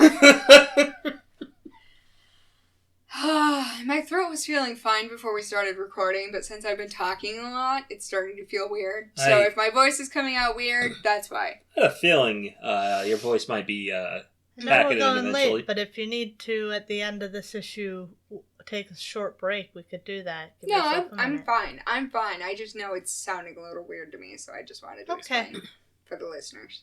Okay. Apparently, when Thor left Avengers Mansion, he was just going on a walk to clear his head, which is an idea that I adore. He's just strolling down the street, lost in thought, pondering his responsibility toward mankind in the face of his overwhelming grief. As he passes, some children playing in a park accidentally lose their ball. Thor almost doesn't notice the boy run into the street to retrieve it, but he does notice the semi barreling toward the terror-stricken child. I like that it doesn't have a person in it. Oh It doesn't! Yeah, it very specifically does not have a person. The door's open! Yes, it is. I think it's just a runaway truck. Yep. That's insane. Okay. You know, on all the hills. Yeah, the very hilly New York City. Yeah. The very sea-level New York City. What? You mean it's not known for having large hills? He leaps forward, stopping the truck with his body and crumpling it into useless scrap. See, that's why he can do that, because there's no one inside to Yes, become a you're gooey, so gushy right. mess. When I wrote this, I thought there was a driver that we just didn't see. Nope. No. The boy's mother rushes out to grab her son, who is distinctly unperturbed by the whole ordeal. I think he's just in shock. She thanks the god of thunder, and in that moment, he has an epiphany. The intrinsic value of human life vastly outweighs his own heartache, and must be defended, even at the cost of his own happiness. He stomps off back to Avengers Mansion, prepared to join his comrades in planning a defense. But as he nears the building, he is struck by a force field. Huh. An invisible dome has been erected around the building, trapping all inside. Loki's doing, surely. So, he got lucky and missed it? Yeah. Or it might have been on purpose. Right. Is it he got lucky and missed it, or was it this is to deprive Thor of his allies? Right, because Loki wants to destroy Thor, right? Specifically, so. Yeah, I don't know. Hey, Loki, why don't you just give Jane a couple hours and, That's the question, is just, are we locking Thor in or out? Out. Yeah. No, I mean, is what Loki is trying to do lock Thor in or out for what's reality? We don't know if Loki actually wanted Thor we inside don't know. We don't know which one. Okay, well, you don't know. Yeah. A few hours later, Thor arrives at the Pentagon to help the army come up with a plan. I love that they're ready to go. He's got a working relationship. I mean, like, they test their nukes bombs on on him. him. And he did try to solve Vietnam. He did. He solved Vietnam. Apparently, he's the only superhero currently available, as all the rest have been trapped in force fields. The only one. Not only Avengers Mansion, but also the Baxter Building, and indeed, even individual supers have been trapped. I was gonna ask about Spider-Man, and there he is. They've been trapped in bubbles, wherever they were at the time. Spider-Man is stuck on a random rooftop. You know he's going to be late for something. Oh, God. Yeah. And the Hulk is blocking the trolleys in San Francisco. Now, hold on a second. Some of these people are it's going to be fairly obvious who they are, because it was that day all those superheroes ended up in bubbles. And Peter... Also, some of these people are going to end up in trouble. Like, Peter's constantly in trouble with the cops, and Hulk is constantly in trouble with the military. Mm-hmm. Now, some of these people are sitting dogs. Now, good news, Peter's on a roof. He might not be noticed. He might not be noticed, exactly. Hulk is in the middle of San Francisco. Blocking traffic. They're going to roll up tanks on his ass and just wait for the bubble to come down, and then the tanks are going to get thrown around like the toys they are. They're going to get some excavators there, and they're going to scoop up the piece of ground underneath the Hulk, and they're going to cart the Hulk off to Area 51. I don't know. It seems like the bubbles can be in the air, and maybe they just don't move. I don't know, man. This isn't the only problem, however. The general, or colonel, or admiral, or whatever the fuck this guy is... Probably some very, 4+ star general. Goes on to inform us that more of those glowing cubes have appeared. Over 200 of the damn things. Woof. Strategically placed inside every army base in the country. So that's bad. Including Washington, D.C. That's bad. That's really, really, really bad. Oof. Just as he finishes explaining this, the phone rings, and everyone in the war room discovers that the invasion has begun. The forces of Asgard stream forth to conquer and destroy, with Loki at their head. Loki has seen better days. Yeah. Why, Loki, why are you looking so, melty? Desiccated. It's the Dormammu. Dormammu's used to having a flaming head, so we're just melting Loki's head slowly. Yes. Yeah. See, this is why he Makes should. sense. This is why he should have hooked up with Mephisto. Mephisto wouldn't have melted his head. No, but Mephisto turns into like a weird dog monster sometimes. And Loki was a horse. We're not talking about the horse. You're not talking about the horse. Thor flies off to meet them on the bridge over the Potomac. But there will be no parley between the siblings. Loki orders their forces to attack, and the assembled warriors of Asgard leap forward. Thor is enraged that he has to fight his friends and countrymen, shouting that he hopes Loki rots. Now, hold on. They're on a bridge, yes? Yes. So, if they just blew up the bridge... That's a great idea, John. I wonder if anyone else thought of that. Loki replies with probably the best supervillain line they've ever had. Brother mine, you are a sentimentalist. 'Tis a flaw you may well find fatal. Lame. Yeah, but it's like perfect cheesy. Also, it's very weird how ready Asgard is just down to kill Thor. Well, Loki's controlling them. Ah. But we also have seen that in the past, where if Loki gains the throne, the rest of the Asgardians are like, well, there's nothing we can do, he's king now. Yeah, Loki wasn't controlling everyone every single time. Right, exactly. They just seem to be very, well, whoever's in charge gets to tell us what to do. So, I honestly just didn't even think to question it, frankly. But they do mention that Loki has them under some kind of spell later. For once, finally. Yeah. The Odinson whirls his hammer, creating a gale that sends the invading Vikinger over the side of the bridge. That is the correct way to say Viking, by the way, not to be a dork. Fuck you, Viking. Nerd. Vikinger. I don't think so. What do I want to sound like? I'm going to IKEA? Buying some furniture? Yes. You're buying a Vikinger. Oh. He challenges Loki to face him, but the trickster is disinclined to do so. What kind of item is a Vikinger? It's probably a cabinet of some sort.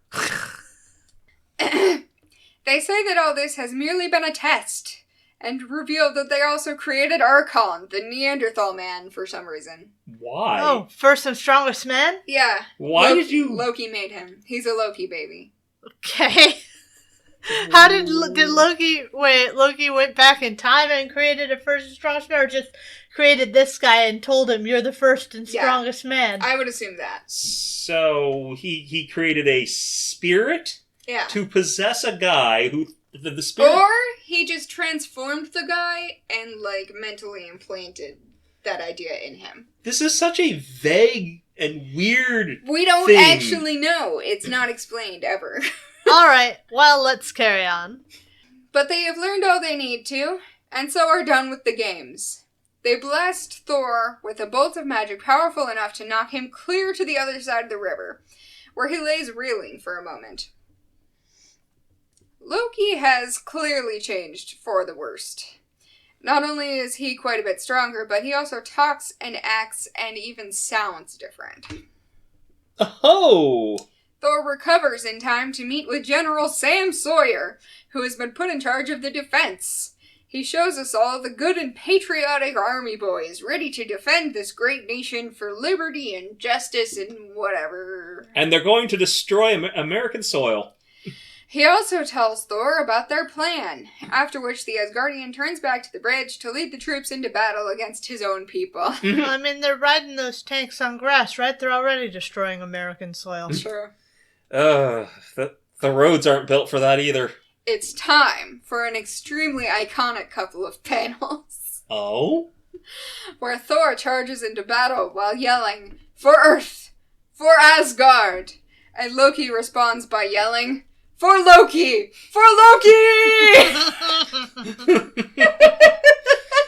And clearly everyone's got orders to fix bayonets.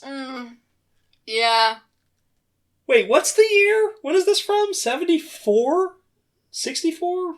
74. 74, I was right. So, I guess they're still using the M1 in 74.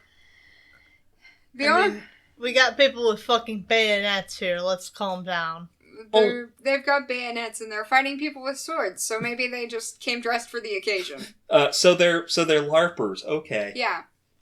I mean, I would argue that soldiers are LARPers of a sort. Personally. That's not a bad argument. Anyway, the armies clash in the middle of the bridge, with the two siblings battling at the center. But below, John is about to receive vindication, because something more strategic is happening. For once, someone thought. A crew of sappers wade through the water to set charges on the bridge supports. An order is given to retreat, and the mortal men get clear just before the explosion. As they look back, however, they are dismayed to find that the Asgardian legions really didn't seem to mind very much, as Loki has created a magical platform to bridge the gap, allowing their warriors to proceed unabated. Well, they did try. You know, I actually really appreciate the attempt. That gets credit. They did something reasonable for once. Right, like it's not the U.S. military immediately gets wharfed. Right. Yeah, it also isn't, I'm going to shoot this giant scary monster with my gun because I'm a cop and I can kill anything. Bang, bang, bang! Blah. Well, it's looking pretty grim, so we should all send our thoughts and prayers to the brave troops out there protecting our freedom. Rip? I mean, these troops are doing more to protect our freedom than many. Yeah. More than most. Everyone reconvenes to discuss their options, but it doesn't seem like they have many. Then Seth appears. Aha. He's not dead. And I guess Loki sent him to Earth for some reason. Huh. Why? Or maybe they sent him somewhere else and he took himself to Earth because he also has magic? Right, he's a wizard. Oh no, this is Avengers Infinity War. So I don't know. Seth informs Thor that Odin is missing because he has placed himself under a spell of forgetfulness and assumed immortal guise, living on Earth among mankind until he sees fit to stop doing that. Okay. Why? This is happening for reasons. We are assured that there is a reason, but we just don't know it yet. Sure. Oh no. No. It's happening for reasons. Deus Ex Odin. I can smell it. As weird and random as this is, it actually kind of tracks for Odin, mythologically speaking, because he was always described as a white bearded man in a grey robe who would wander in disguise. So, I don't think Jerry knew that, but I do, so whatever. So he stumbled into something... He stumbled into mythological accuracy, yes. I guess if you write enough, you may actually write something correct. 1,000 monkeys with typewriters. A broken clock is right twice a day. Okay, so that at least means we're not getting a Deus Ex Odin this time, because he's not here. With no other options, Thor and everyone else knows that they will simply have to fight as hard as they can, no matter how hopeless it may seem. Across the bridge, fires flicker as laughter rings out in the night-darkened sky. This is a really good page. It is good art. And also, it looks like night. Yes. It suddenly looks like night. Yeah. But rip Washington, D.C., they're on fire. Yeah, look at America's penis. Being burned in the distance. And across the country, people huddle in shelters around their radios and TVs to get news of this catastrophe. As the children remain glued to the screen, two older men discuss the happenings in a bleak and weary tone. One is the son of Austrian immigrants who fled to America in the Great War. They always told him what it was like to be invaded, but he never thought it would happen here. The other one puffs on his pipe and almost feels the stirring of a memory, but he can't fully grasp it. Perhaps it will come to him if he sleeps on it. This old man with his big... bushy Santa Claus. Beard. Yes, we found Santa Claus, and he's pissed. Not incorrect. What do you guys think of this one? I'm more happy to say 3 about this. Yeah, this one gets a 3. Yeah. It's a 3, but it's a 3 I'm not ashamed of. Right. Yeah, more on Odin's adventures in California. Oh, God. Does it say he's in California? Oh, jeez. It says he's in California. All right. Odin's gonna try and become a movie star. That's what he's been up to. He's been trying to get into Hollywood this whole time. Okay, that's a hat. That is a hat. Loki's wearing a hat. As often happens. It happens, unfortunately. This hat is on the cover of Thor number 234. From January of 1975. Happy New Year. Woo! Happy New Year! Written by Jerry Conway, penciled by John Buscema, inked by Joe Sinnott, colored by Petra Scatesi, lettered by John Costanza, and cover art by Gil Kane. Night has fallen, and the armies on each side of the Potomac have set up camp to rest and strategize. I like that they decided to depict night as night this time. I know. It's a very bold choice. It's very bold. Especially from this art team. Depicting night for night is a new and bold decision from them. Most of them have settled in, except for Thor and a small group of soldiers in ski caps who are sneaking into the Asgardian camp. You know what's the funny thing about that? Thor isn't wearing that. No. No. Everyone else looks like they could be a civilian. Not Thor. The narration here says that it's winter, which, if true, does raise some questions about the foliage that they are hiding in. Doubt. So, while we have discovered what nighttime looks like, we now do not know what winter looks like. Well, I don't think they know what winter looks like in the nearby city of Washington, D.C. They can't imagine what winter would look like in the nearby but slightly more southern city of Washington, D.C. It's just too far away. Thor rushes forward to knock out one of the guards with a decisive blow, but one of the soldiers takes issue with his attitude, stating that they are supposed to work together, and if he rushes off without saying anything, even he might be in trouble. The Odinson sternly informs the man that he presumes too much, and that if anyone is going to take out Loki, his own sibling, it has to be him. That quiets the man, who silently allows Thor to proceed in taking down the other guards. Oh boy. It seems their clandestine actions have gone unnoticed as they slip through the shadows and approach the command tent. However, as Thor lifts the flap, he is shocked to find Loki waiting for him, a group of armed warriors at their back. Oh fun. They shoot a green ray out of their finger, which creates an impenetrable diamond prison around the Thunder God and his compatriots. Thus trapped, Thor is helpless to stop Loki from monologuing for a whole page. God damn it. But he refuses to play along, instead glaring silently. Across the river, General Sawyer once again hears Loki's mad laughter, and leaps to the correct conclusion that Thor has failed. Oh no, I saw half-brother in there. Jerry! They're constantly flipping back and forth between half-brother, step-brother. They don't understand what adoption is. Jerry, come on. You have to know what adoption is. He doesn't. It's not rocket science. So, given this, the general reckons they have only one option. Nuke Washington, D.C. Perfect. It's the only option. I've heard worse ideas. Meanwhile... Oh, you mean because Loki's invaded? Yes. No, I've heard worse ideas. Meanwhile, in the countryside of California, apparently, an old man named Orin looks up at the night sky. A young lady by the name of Judith comes to check on him before launching into a QAnon truther spiel about how the attack on DC is a hoax, and young people know that it's not real because they have information or something, and this honestly feels so fucking insane. So she's one of the nutjob TikTok weirdos who just believes everything they see on fucking TikTok and comes to bizarre fucking conclusions. Literally ignoring the actual news. Yes. Yeah. I mean, I feel like this was intended to be, like, portraying her as a progressive, but in this age, it really doesn't come across that way. No. I think this is meant to be a burn on young people. Yeah, probably. I thought Jerry was young. Jerry is young. Maybe he thinks most young people are idiots. That tracks. Some young people are like that. But yeah, it's weird, and I cannot read it in a serious way.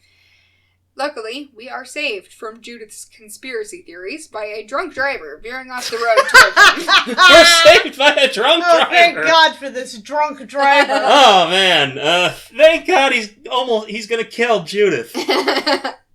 Oren quickly moves her out of the way before instinctually swatting at the vehicle, sending it flying across the field. Both he and Judith are stunned by this display, but Oren wanders off without explanation. It's fine. Normal, even. How's the driver? He looks good. I see him, but he doesn't look so good. No, he looks fine. He's fine, I promise. Fine. It's not a big deal. He's fine. Look, he didn't get turned into red goo. He's okay. At that very moment, Sif and Hercules arrive on a distant planet. Strange buildings tower around them, but the streets are empty and eerily silent. This is the dead world where Camotharn has chosen to live alone for some reason or other. Antisocial nut job? Yeah, basically. Sif points to a distant tower, its zenith glowing like a beacon in the darkness, and the two proceed onward. Couldn't you park closer? I mean, she of all people. Literally an unoccupied planet. Why did you have to get parked so far away from the stadium? I don't want to get a scratch. On my Sif. On myself. On myself.